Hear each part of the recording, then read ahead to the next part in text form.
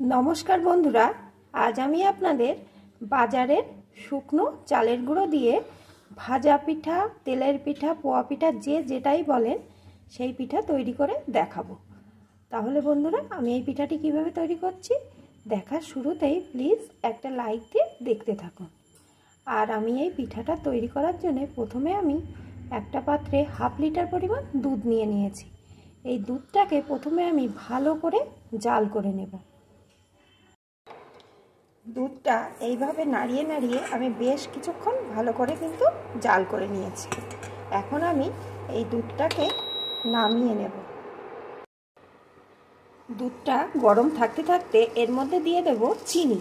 আমি আজ এই ভাজা পিঠাটা চিনি দিয়ে তৈরি করব। আপনারা চাইলে গুড় দিয়েও তৈরি করতে পারেন। আমি এখানে 1 কাপ পরিমাণ চিনি দিয়ে দিলাম। দিয়ে দেব একটু লবণ। এখন এইভাবে নাড়িয়ে নাড়িয়ে মিশিয়ে নেব। তাহলে চিনিটা আর লবণটা দুধের সাথে ভালো রকম মিশে যাবে আর দুধটাও একটু ঠান্ডা হয়ে যাবে। এইভাবে বেশ কিছুক্ষণ আমি নাড়িয়ে নিয়েছি।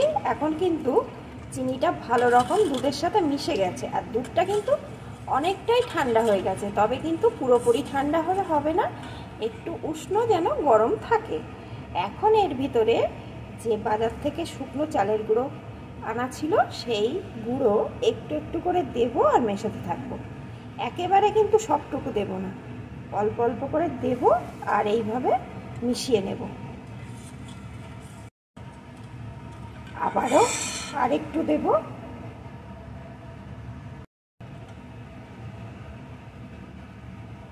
আবারও মেশাতে থাকবো।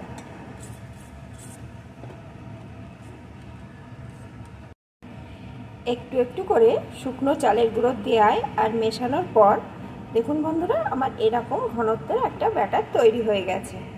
এখন আমি এটাকে বেশ কিছুক্ষণ রেস্টে রেখে দেব। কারণ যেহেতু শুকনো চালের গুঁড়ো, তাহলে রেস্টে রাখার ফলে চালের গুঁড়োটা ভালো রকম ভিজে যাবে। তারপরেই কিন্তু আমি ভাজবো, তাহলেই এটা সুন্দর ভাজা হবে। তাহলে বন্ধুরা, আমি 15 মিনিট পরে ফিরে আসছি। 15 মিনিট পর আমি ফিরে এলাম বন্ধুরা। এখন কিন্তু ভাজার জন্য এখানে আমি একটা কড়াইয়ে পরিমাণ মতো সাদা তেল বসিয়ে দিয়েছি। এদিকে তেলটা গরম হতে হতে আমি যে পিঠের ব্যাটারটি তৈরি করে রেখেছিলাম সেই ব্যাটারটিকে একটু এইভাবে ফেটিয়ে নেব। আর বন্ধুরা, এই সময় কিন্তু আপনারা মিষ্টিটাও একটু চেক করে নেবেন, কারণ কম বেশি হতে পারে। যার যেমন পছন্দ সেই অনুযায়ী একটু মিষ্টি দিয়ে নেবেন। এখন এইভাবে বেশ কিছুক্ষণ ফেটিয়ে নেব।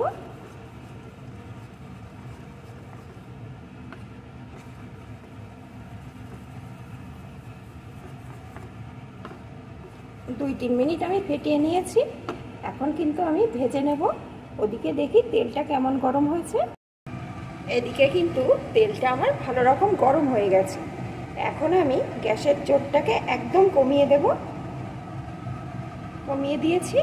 এখন যে ব্যাটারটিকে তৈরি করে রেখেছিলাম ওই ব্যাটার থেকে একটা গোল হাতাই করে এইভাবে দিয়ে দেব। গোল হাতাই করে দিলে কিন্তু পিঠের মাপটা সমান হবে।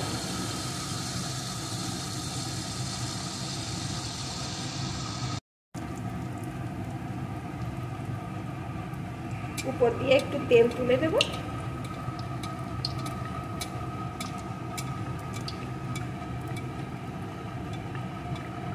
দেখুন বন্ধুরা, কেমন ফুলে উঠছে। এখন উল্টে দেব। দেখুন কত সুন্দর হয়েছে। এখন এটাকে তুলে নেব। আবারও একটা দিয়ে দেব।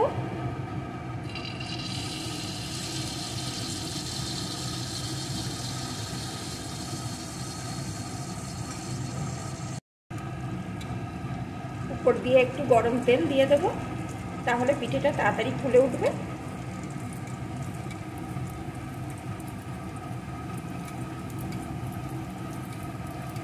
দেখুন কত সুন্দর ফুলছে। দেখুন, উল্টে দেব।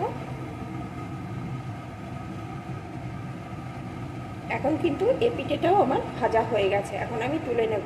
তাহলে বন্ধুরা দেখেছেন শুকনো চালের গুঁড়ো দিয়ে কত সহজে ভাজা পিঠে তৈরি করে নেওয়া যায়। আমার এই রেসিপিটি আপনাদের যদি ভালো লাগে এইভাবে অবশ্যই একবার ট্রাই করে দেখবেন। বাড়িতে আর চালের গুঁড়ো বানানোর ঝামেলাই থাকবে না, বাজার থেকে কিনে এনে যখন তখন এইভাবে ভাজা পিঠে তৈরি করে নিতে পারবেন।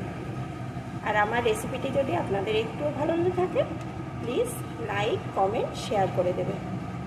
এইভাবে আমি বাকিগুলোকেও ভেজে নেব।